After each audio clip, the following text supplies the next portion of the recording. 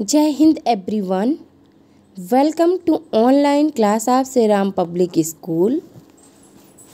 Dear student, मैं अल्पना पांडे आज आप लोग को हिंदी पढ़ाऊंगी। बच्चों, आज हम लोग हिंदी में आपकी पाठ्य पुस्तक क्षितिज का पाठ 2 फिर पढ़ेंगे, जिसका नाम है राम लक्ष्मण परशुराम संवाद।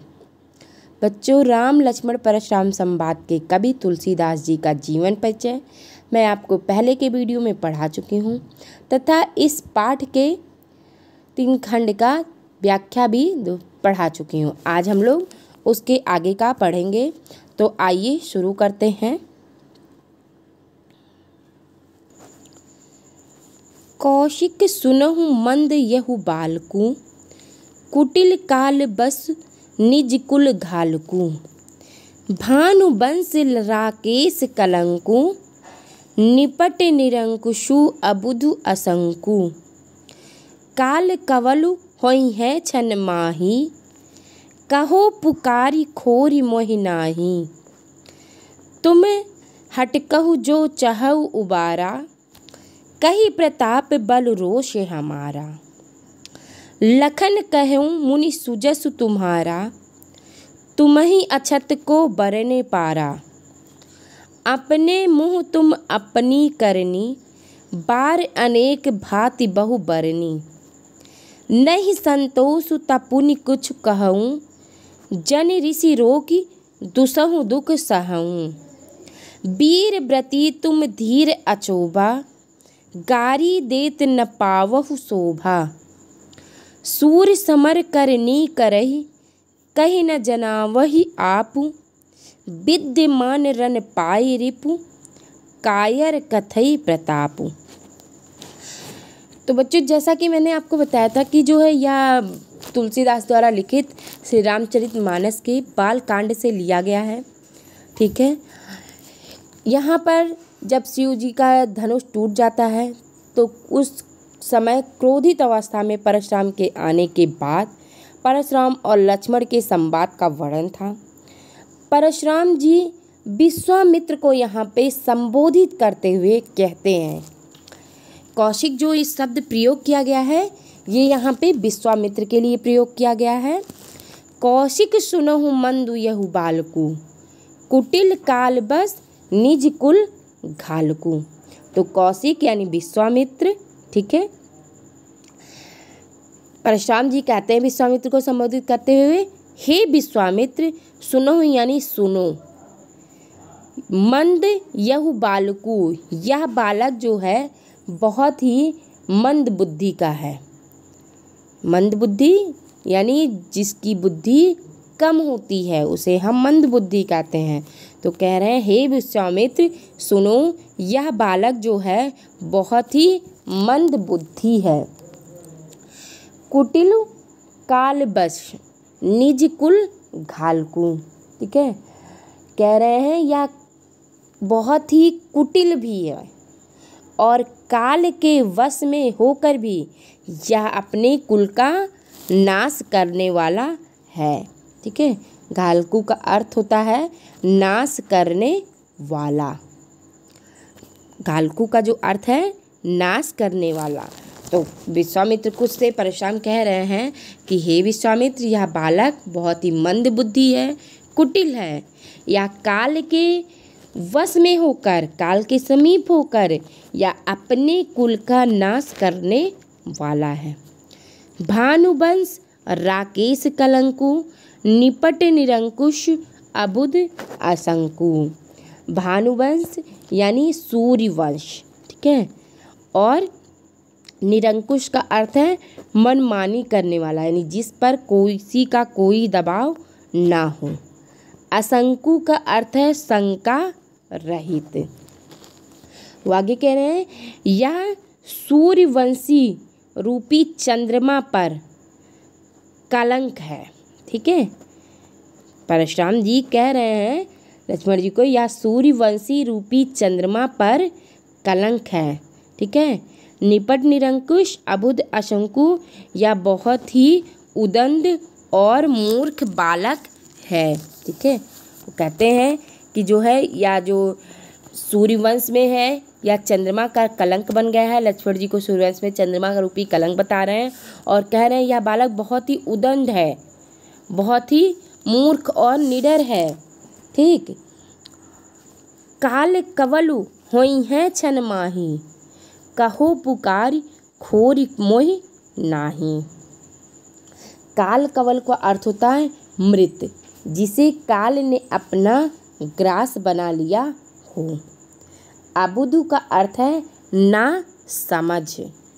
खोरी का अर्थ होता है दोष। ठीक है। वो आगे कहते हैं यह पल भर में ही छन हुई है छन माही। छन यानी पल भर में ही यह काल का ग्रास हो जाएगा, काल के मुंह में चला जाएगा, काल का ग्रास हो जाएगा। लक्ष्मण जी को परशुराम जी कह रहे हैं कि यह पल भर में ही यह बालक काल का ग्रास हो जाएगा। और मैं पुकार करके कह दे रहा हूँ, मुझे दोष मत देना। कहो पुकारी खोरी मोहि नाही। वो कह रहे हैं मैं पुकार करके यानी बता करके कह दे रहा हूँ या पल भर में ही काल का ग्रास हो जाएगा, फिर मुझे कोई दोष ना देगा। खोरी का अर्थ होता है दोष। ठीक है। तो कह रहे हैं मुझे कोई दोष ना देगा। तुम हटकहूँ जो चाहूँ उबारा, कही प्रताप बल रोष हमारा। तुम हटकह का अर्थ होता है रोकने पर, मना करने पर। वो कहते हैं तुम इसको अगर इसके प्राण बचाना चाहते हो, चाहूँ उबारा यानी अगर इसके प्राण को बचाना चाहते हो तो मेरे बल प्रताप क्रोध के बारे में इसे बता दो। कहते हैं मेरे प्रताप के बारे में, मेरे बल के बारे में, रोष का अर्थ होता है क्रोध, और मेरी क्रोध के बारे में इसे तुम बता दो अगर तुम इसके प्राण बचाना चाहते हो। लखन कहूँ मुनि सुजस तुम्हारा, तुम ही अछत को बरने पारा। ठीक है। परशुराम जी की बातें सुनकर फिर लक्ष्मण जी बोल पड़ते हैं। ठीक। वो कहते हैं जो है कि जो कहा गया लखन कहूँ मुनि सुजस तुम्हारा, तो लक्ष्मण जी कहते हैं हे मुनि आपका सुयश यानी आपके यश के बारे में आपके अलावा दूसरा कौन वर्णन कर सकता है। आपके रहते आपके यश के बारे में, आपके सुयश के बारे में दूसरा कौन वर्णन कर सकता है। आपने अपने मुख से अपने आप ही अनेक बार अपना बखान किया है। आपने अपने मुंह से अनेक बार अपने बारे में खुद ही बता दिया है। आपके रहते आपके बारे में आपके यश का वर्णन और कौन कर सकता है। अपने मुँह तुम अपनी करनी, बार अनेक भांति बहु बरनी। आप अपने मुँह से अपने बारे में अनेक बार अपनी बड़ाई खुद ही कर डाले हैं। कह रहे हैं कि आप अपने मुँह से अपने बारे में अनेक बार अनेक तरह से वर्णन कर चुके हैं। नहीं संतोष तब पुण्य कुछ कहूँ, जन ऋषि रो की दुसहूँ दुख सहूँ। यदि आपको इतने से भी पुण्य का अर्थ होता है फिर से। ठीक है। यदि इतने से भी संतोष नहीं है तो फिर से कुछ कह दीजिए। जन ऋषि रो की दुसहूँ दुख सहूँ। आप अपना क्रोध रोककर असहनीय दुख सहन ना कीजिए। मतलब लक्ष्मण जी कह रहे हैं अगर आपको अपना वर्णन करने से, आपके बारे में बताने से अभी तक संतोष नहीं हुआ तो फिर से कुछ अपने बारे में और बता दीजिए, लेकिन अपने क्रोध को रोककर आप दुख को मत सहिए। वीर व्रती तुम धीर अछोभा, गारी देत न पावहु शोभा। ठीक है। अछोभा का अर्थ होता है क्षोभ रहित, शांत, धैर्यवान। ठीक है। जो कभी घबराया ना हो।